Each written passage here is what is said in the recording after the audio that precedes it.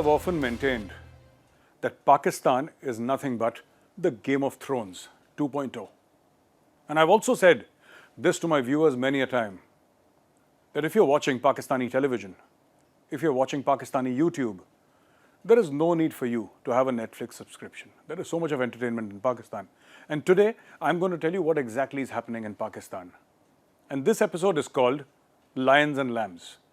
Hi, I'm Major Gaurav Arya and you're watching Checkmate. हमारी government आने दो पुत्र जे स्त्री ना फेरी तो फिर दसी और आप सबसे गुजारिश है कि आप भी इसकी लिट्रोल करें जितनी कर सकते हैं और मैजिस्ट्रेट साहिबा ज़ेबा आप भी तैयार हो जाएं।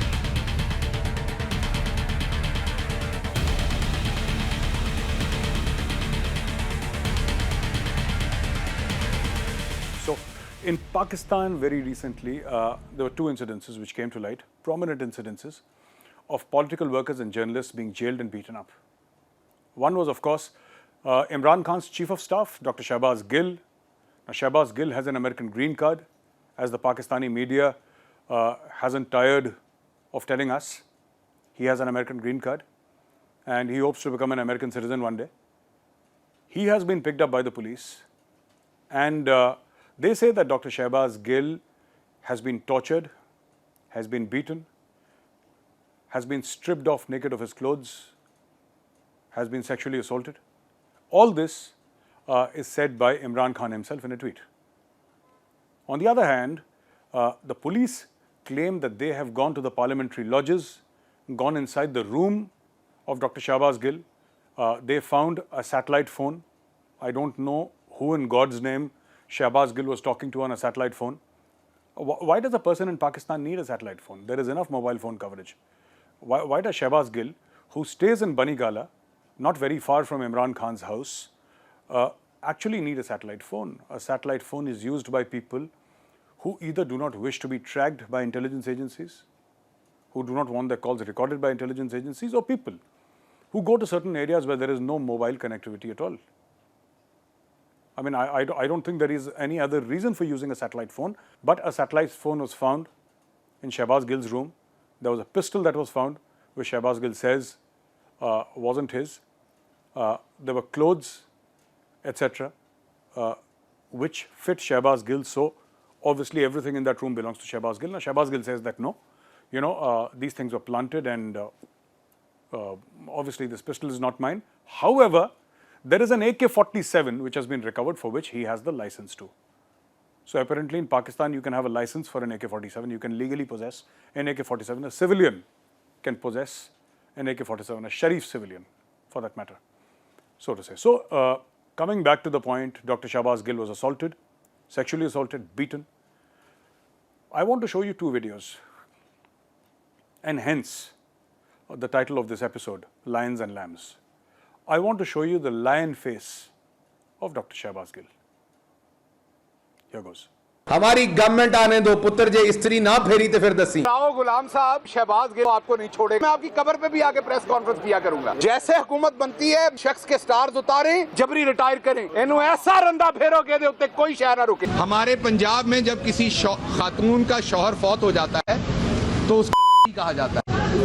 आपके शहबाज शरीफ साहब का फोन ही अगर सामने रख दें आपके और उसका डाटा रख दें तो आपके कानों से नहीं कहीं और से भी धुआं निकले। अब आप हमारे कपड़े अंडरवेयर बनियाने उतार दें ताकि पता चले लोगों का कि आपका शौक क्या देखने और दिखाने का।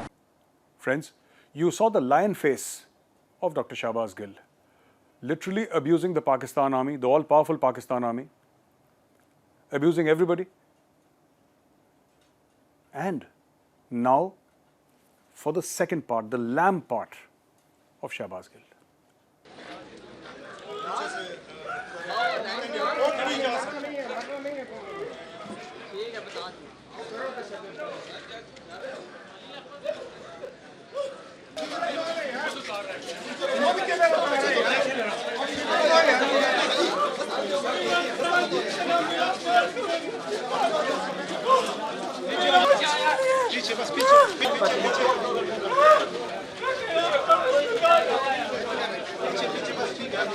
This is Shahbaz Gill on a wheelchair weeping and moaning and saying that I've been thrashed, I've been beaten. Ladies and gentlemen, this is not to say that I condone violence. I do not. I condemn violence in any form. But the fact of the matter is, why provoke? When you know what an unstable state Pakistan is, why go on national television and provoke people, knowing that there will be a reaction? And there was. Shahbaz Gill abused, as I said, the Pakistan army. And look, it landed him in a wheelchair. Now there is another YouTuber, Jamil Farooqi. Again, a lions and lambs story. Now Jamil Farooqi again, abusing everybody, using foul language against the Pakistan army, the all-powerful Pakistan army, and other people in the Shahbaz Sharif cabinet. Here is the lion video of Jamil Farooqi. आप कौन से हमें बात करते हैं कि किस इमरान, कौन सा इमरान मेरा मामा है? मेरा कोई मामा शामा नहीं है. मैं इंडिपेंडेंटली अपनी विल को और अपने जर्नलिस्टिक अप्रोच को मद्देनजर रखते हुए ओपिनियन बिल्ड करता हूं. किसी को इसका फायदा हो रहा है, अगर वो इतना अच्छा होता तो मेरे लिए ट्वीट कर रहा होता बैठ के, या मेरे साथ होने वाले इस मिसबिहेव के ऊपर और थ्रेटनिंग कॉल्स के ऊपर वो यकीनन रद्द-ए-अमल दे रहा होता, कंडेमिनेशन. किसी ने नहीं की अभी तक. तो ये बात आप क्लियर कर लें कि हम कितने इंडिपेंडेंट जर्नलिस्ट हैं पाकिस्तान के अंदर. हमारी, हाँ, जब ये गवर्नमेंट में थे सबसे ज्यादा क्रिटिसिज्म भी मैंने किया था. तो ये जो प्राइवेट कॉल्स वाला ड्रामा है ना, इसको आप बंद कीजिए. और अब आप ये मत समझिए कि हमने इस न्यूट्रल वायर को छोड़ देना है. ये लें, अभी मार रहा हूं मैं डबल डोज के साथ. और आप सबसे गुजारिश है कि आप भी इसकी लिथरॉल करें जितनी कर सकते हैं. हमें उल्लू का पट्टा समझ रखा है आप लोगों ने. आप दिन दिहाड़े आप हमें थ्रेटनिंग कॉल्स करेंगे बगैर नाम बताए, बगैर आइडेंटिफाई किए. Friends, as you saw, the lion video, now I'm going to show you the lamb video, where he is a lamb. This is shot at I think the Islamabad airport, if I'm not mistaken. Look at this video. ये मेरा right है. ये मेरा right है. नहीं, बात करने में क्या problem? This is my right. नहीं हुआ क्या आपके साथ? This is my right. Jamil, नहीं बात सुन लेते हैं, इसमें क्या. हाँ जमील, कोई परेशानी की बात नहीं है. होम मिनिस्ट्री के ऑर्डर पे just because I am speaking the truth.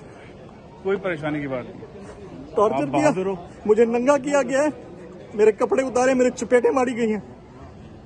और इस्लामाबाद पुलिस ने ट्रांजिट इस वक्त मेरा रिमांड लिया है कराची से इस्लामाबाद ले जाने के लिए. मेरी फैमिली को पता नहीं है, मेरे चैनल को पता नहीं है. Ladies and gentlemen, of course there have been journalists in Pakistan who have been tortured, who have been shot at. But those journalists are either neutral or do not support Imran Khan at all. The name of Hamid Mir comes to mind, who was shot twice and still stands tall.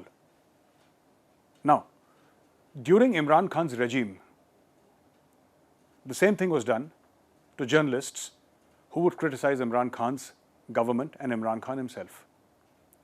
I'm sure you remember Asad Tur, the famous YouTuber who was beaten black and blue.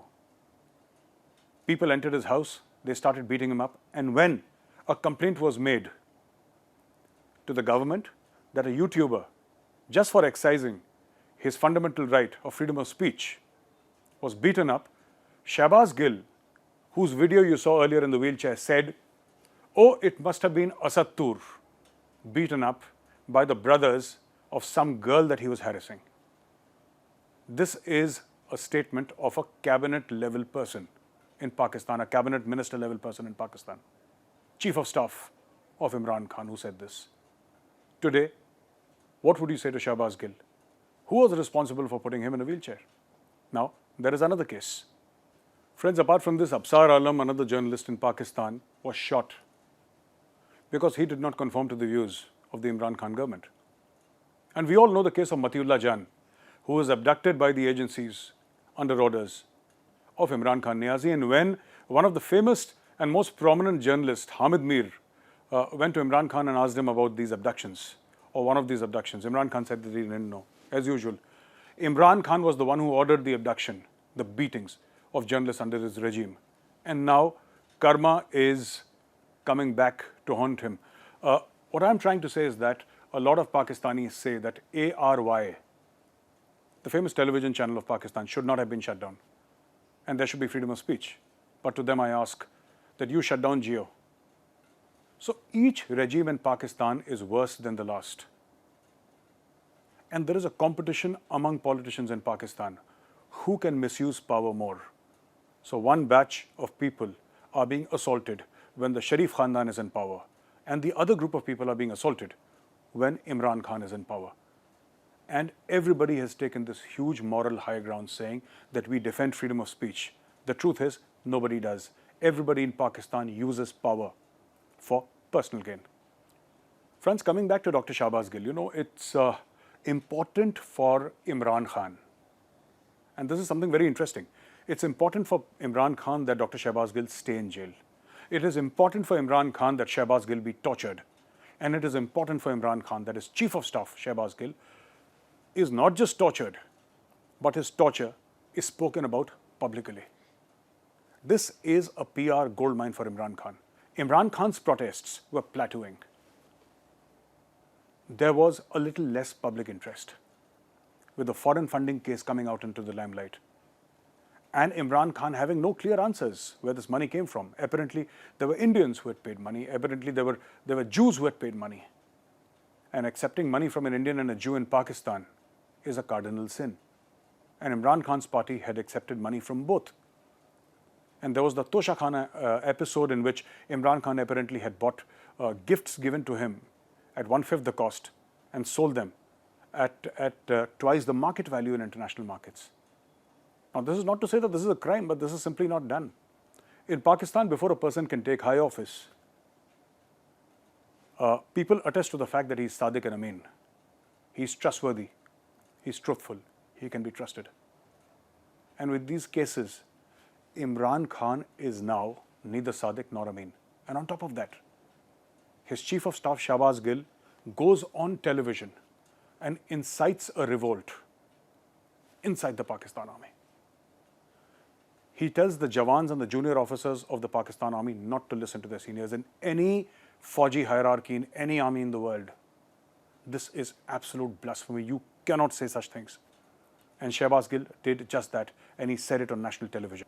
Now, Imran Khan has been calling for the army, the judiciary, the election commission, everybody in Pakistan to revolt against the very idea of Pakistan. All because one man wants to come to power. And this is exactly why I said Imran Khan needs Shahbaz Gill in jail. Imran Khan needs a wailing, a crying, a tortured Shahbaz Gill weeping in front of the television cameras. Because then he gets to play the victim card, he gets people's sympathy, and this, hoping, would turn into votes. So as long as Shahbaz Gill remains in jail, Imran Khan is in the limelight. As I said, Imran Khan's jalsas or his large gatherings are now plateauing. Yes, there is a lot of public interest in Imran Khan even now. Yes, Imran Khan has a massive fan following. But slowly and slowly all these cases are now coming out into the open. And case by case is chipping away at Imran Khan's popularity. Imran Khan hopes that elections will be declared in the next few months, but the incumbent government had made it plain earlier also, and very recently, as recent as last week, said that we are going to serve the full term and elections are only going to happen then. The break point is going to come in November, when the government looks for a replacement for General Qamar Javed Bajwa. They say that this is one of the reasons why Imran Khan's government fell. It fell because Shahbaz Sharif and the PDM were fearful of the fact that if Imran Khan lasted till November, he would appoint the next army chief, probably General Faiz Hamid, who is a faithful lapdog of Imran Khan, who would do anything that Imran Khan says. There was a deal when Faiz Hamid was the number 2 at ISI and then the number 1 at ISI. And the deal was between Imran Khan and Faiz Hamid, make me the Prime Minister and I will make sure that you are the army chief. Now the problem was that Faiz Hamid did not have a corps commander tenure. He had never commanded a corps, he was DG ISI. So he was sent from ISI to command a corps, hoping that he would come back as army chief. Now that is not about to happen because Faiz Hamid is not the senior most. But that has not stopped Prime Ministers in Pakistan from promoting their favourites in the past. Ziaul Haq is a case in point. Parvez Musharraf is a case in point. So this is what is likely to happen in the month of November. Shahbaz Sharif will somehow last it out till November, in spite of the pressure from the Chinese, from the Saudis, from the UAE, and above all, from the IMF. ensure that a person faithful to him becomes Chief of Army Staff. This will be the biggest hurdle in front of Shahbaz Sharif, and then they will take it forward. Friends, in a recent rally, Imran Khan, the chairman of the Pakistan Tehreek-e-Insaf and former Prime Minister, actually threatened a judicial officer by the name of Zeba Chaudhry. He threatened the Inspector General, which is equivalent to a Director General of a state here in India. He threatened an Inspector General and he said that I will take into account what you have done to Dr. Shahbaz Gill. In a sense, Pakistan is again moving towards very uncertain times where an ex-Prime Minister says to a judicial officer, to a magistrate no less, he says it to a senior police officer that when I become Prime Minister, there are going to be repercussions for what you have done. There is a case pending against Imran Khan, and Imran Khan could be arrested. Rana Sanaullah, the Interior Minister of Pakistan, very recently said that if bail is not granted to Imran Khan, we will have to arrest him. And I think Rana Sanaullah is waiting for an opportunity to arrest Imran Khan. Rana Sanaullah, who is now the Interior Minister, there was a point in time when he was also tortured. He was beaten black and blue in public by various agencies in Pakistan. Some say the ISI, some say the Intelligence Bureau. We don't know for sure, but Rana Sanaullah was also tortured. And this is what is happening in Pakistan. Everybody who's tortured comes back to power and then starts torturing those people who tortured them. And this vicious cycle never stops. I want you to take a look at the speech of Imran Khan where he's threatening Zeba Chaudhry and the IG. Islamabad IG, तुम्हें तो हमने नहीं छोड़ना, तुम्हारे ऊपर case करना हमने।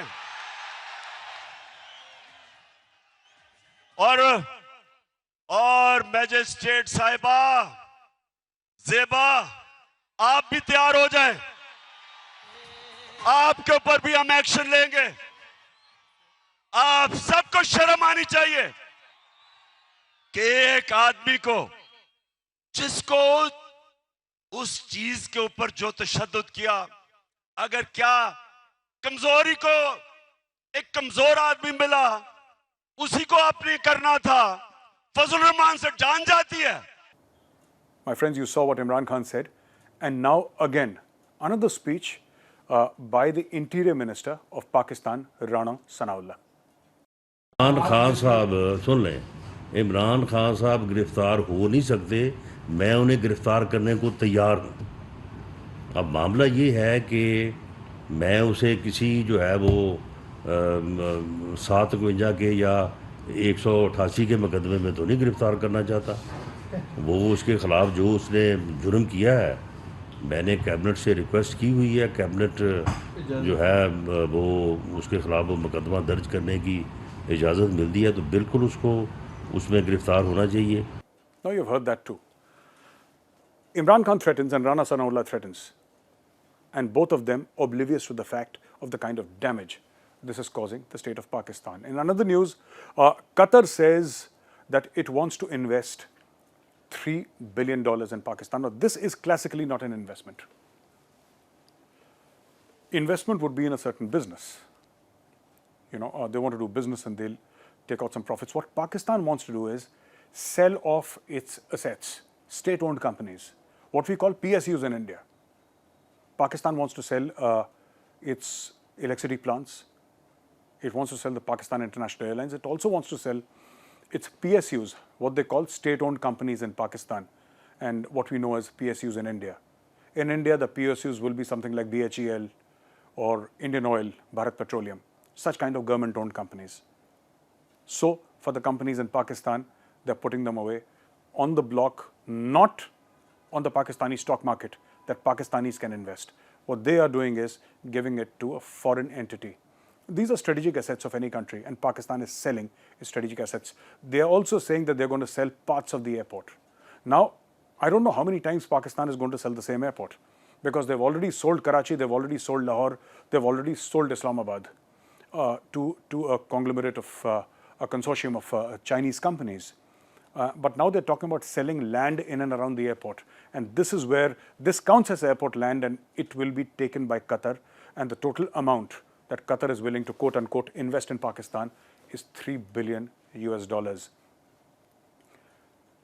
It is coming down to selling the family silver, if you understand this idiom. This is what Pakistan is doing. There is no business happening in Pakistan. There is literally no investment happening in Pakistan. The China-Pakistan Economic Corridor Authority has been shut down. The orders came only 3 days back that they're shutting down this authority for good, which in a way is okay because it was more of a bureaucratic hurdle. But the fact of the matter is that this is an important milestone. As I said, nobody's investing in Pakistan. Pakistan has no other option but to sell the family silver, and this is exactly what Pakistan is doing. And the last news for the day is that, there was an accidental firing of BrahMos, that missile which is nuclear capable but was not carrying a warhead, traveled for a few minutes inside Pakistani airspace and fell down in a place called Mia Channu. And India conducted a court of inquiry, the Indian Air Force conducted a court of inquiry, and 3 officers have been sacked. Now, Pakistan says that this is not enough. I don't know what Pakistan wants out of India in this case, and they say that we totally reject this inquiry. Now, nobody's asking for Pakistan's view on whether they accept or reject it. This is not for Pakistani acceptance or rejection. This is purely India's internal matter, and the Indian Air Force has done an inquiry. The government believes in that inquiry. They have taken whatever they had to do from that inquiry, the learnings from that inquiry, and they have sacked the 3 officers. And that is pretty much that is going to happen. Now, Pakistan has a habit of rejecting everything that India says. We reject 5th of August 2019, where Article 370 and 35A were abrogated. We reject it. We reject India's stand on Kashmir. We reject India's statement. We reject the statement of the Foreign Minister of India. We reject the statement of the Indian Prime Minister. We reject the BrahMos inquiry. Rejection after rejection after rejection. Not that it means anything to the Republic of India. Thank you, ladies and gentlemen. Thank you for watching. I'll see you again next week at the same time. Till then, have a great weekend.